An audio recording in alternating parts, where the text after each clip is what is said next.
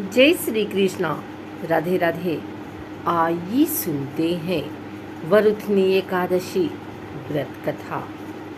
अर्जुन ने कहा, हे प्रभु, वैशाख माह के कृष्ण पक्ष की एकादशी का क्या नाम है तथा उसका क्या विधान है और उससे किस फल की प्राप्ति होती है, सो कृपापूर्वक विस्तार से बताएं।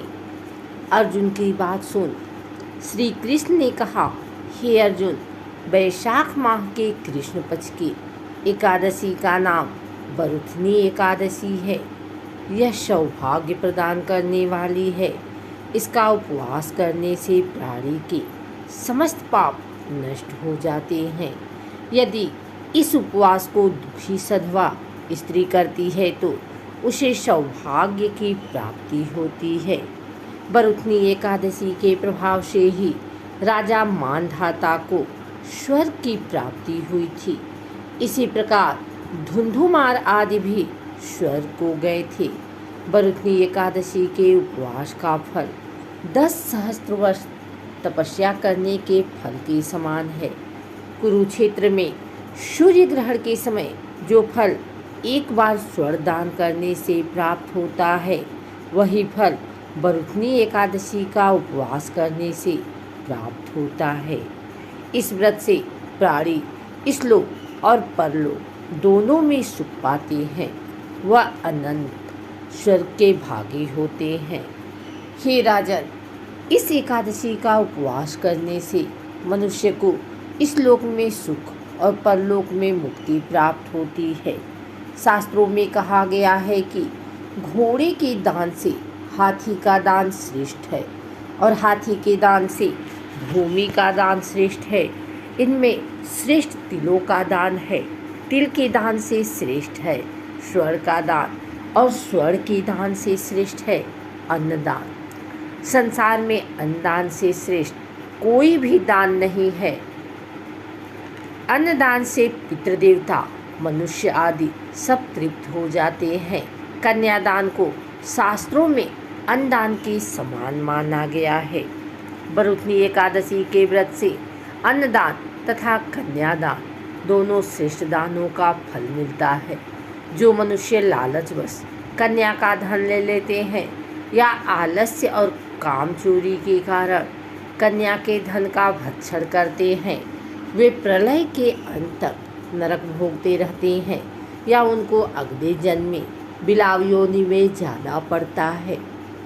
जो प्राणी प्रेम से तथा यज्ञ सहित कन्यादान करते हैं, उनके पुण्य को चित्रगुप्त भी लिखने में असमर्थ हो जाते हैं। जो प्राणी इस वरुथनी एकादशी का उपवास करते हैं, उन्हें कन्यादान का फल प्राप्त होता है। वरुथनी एकादशी का व्रत करने वाले को दशमी के दिन से निम्नलिखित वस्तुओं का त्याग कर देना चाहिए। काशी के बर्तन में भोजन करना, मांस, मसूर की दाल, चना, कोदो, साग, मधु, दूसरे का अन्न दूसरी बार भोजन करना।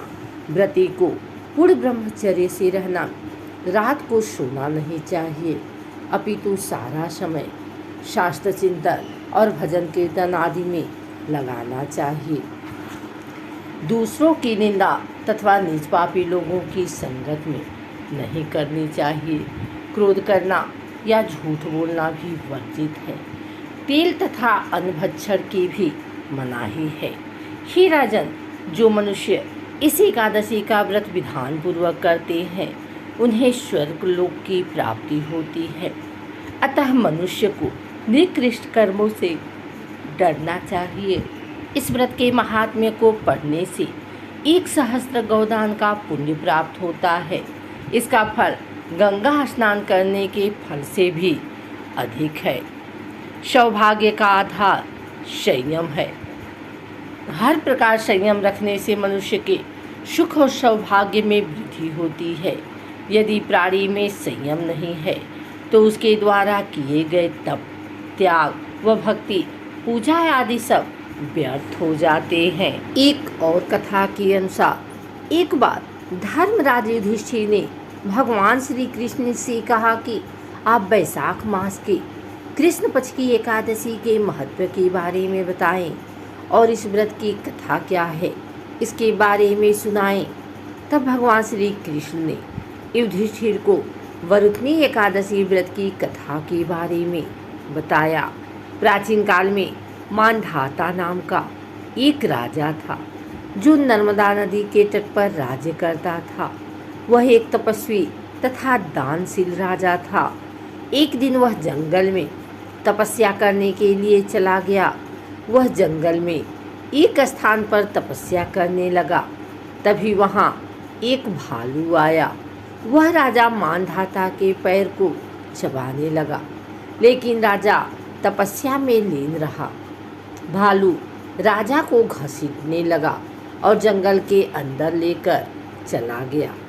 भालू के इस व्यवहार से राजा बहुत डर गया था। उसने मन ही मन भगवान विष्णु से रक्षा की प्रार्थना की। भक्त की पुकार सुनकर भगवान विष्णु वहाँ प्रकट हुए और भालू को मारकर राजा के प्राण बचाए। भालू ने राजा का पैर खा लिया था। इससे राजा बहुत दुखी था। तब भगवान विष्णु ने उसे कहा कि तुम दुखी मत हो, इसका एक उपाय है। तुम मथुरा में वरुथनी एकादशी का व्रत करो। वहाँ पर मेरी वराह अवतार मूर्ति की आराधना करो। उस व्रत के प्रभाव से तुम ठीक हो जाओगे। तुम्हारे पुराने जन्म के पाप कर्म के कारण ही भालू ने तुम्हारा पैर खा लिया। तुम बताए गए उपाय को करो। प्रभु की बातें सुनकर राजा ने वरुथनी एकादशी का व्रत मथुरा में किया। वहाँ पर उसने वराह अवतार मूर्ति की विधि विधान से पूजा की। फलाहार करते हुए व्रत किया। वरुथनी एकादशी व्रत के प्रभाव से राजा फिर से सुंदर शरीर वाला हो गया। मृत्यु के पश्चात उसे स्वर्ग की प्राप्ति हुई। इस प्रकार से जो भी वरुथनी एकादशी व्रत रखता है उसके पाप नष्ट हो जाते हैं और उसे मोक्ष मिलता है। आइए सुनते हैं वरुथनी एकादशी पूजन विधि। वरुथनी एकादशी के दिन व्रत रखने वाले व्यक्ति को सुबह जल्दी उठकर नहा धोकर पीले रंग के कपड़े पहनने चाहिए। इसके बाद भगवान विष्णु का स्मरण करके व्रत का संकल्प लें। फिर पूजा स्थल को पवित्र करें और भगवान विष्णु की विधिवत पूजा करें। पूजा में पीले फूल, हल्दी, कुमकुम, अक्षत, फल, मिठाई, पंचामृत जरूर शामिल करें। इसके बाद धूप दीप करें और विष्णु जी को तुलसी दल चढ़ाएं। वरुथनी एकादशी के दिन भगवान विष्णु की पूजा करने के साथ ही माँ लक्ष्मी की भी पूजा करें। इसके बाद वरुथनी एकादशी की व्रत कथा पढ़ें या सुनें। विष्णु सहस्त्र नाम का पाठ करें। आखिर में आरती करें और प्रसाद सभी को बांट दें। फिर अगले दिन द्वादशी तिथि प्रारंभ होने के बाद एकादशी व्रत का पारण करें। अगर आपको हमारी वीडियो अच्छी लगी हो तो इसे लाइक करें, कमेंट करें, शेयर करें। हमारे चैनल को सब्सक्राइब करके बेल नोटिफिकेशन ऑल पर सेट कर लें ताकि आगे आने वाली वीडियो सबसे पहले आप तक पहुंच सके। धन्यवाद।